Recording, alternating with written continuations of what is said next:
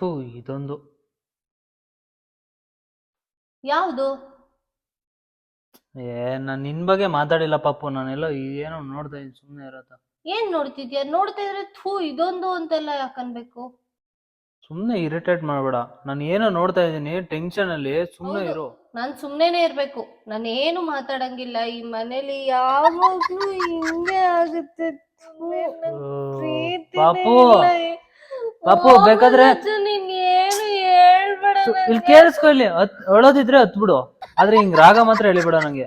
ನಾನ್ L ರಾಗ ಎಳಿತಾ ಇದ್ದೀನಿ? ನಾನ್ ಹತ್ರೂ ರಾಗ ಆಡ್ದಂಗ ಅನ್ಸುತ್ತೆ ನೀನೇನ್ ಸಂಜು ಚಿಕ್ಕ ಮಗು ನಿಂಗೆ. ಚಿಕ್ಕ ಮಕ್ಳು ತರ ಒಳ್ಳೆ ರಾಗ ಹೇಳ್ಕೊಂಡ್ ಅಳ್ತಿಯಲ್ಲ. ಹೌದು, ಅಳೋದಿದ್ರೆ ರೂಮ್ ಒಳಗೆ ಹೋಗಿ ನಾನ್ ಹತ್ಬಿಡು. ಯಾಕೆ ಉಚ್ಕೊಂಡ್ ಅಳ್ಬೇಕು? ನಾನೇನೋ ನೋಡ್ತಾ ಇದ್ದೆ ಫೋನಲ್ಲಿ, ನೆಟ್ವರ್ಕ್ ಸರಿಯಾಗಿ ಆಗ್ತಾ ಇಲ್ಲ.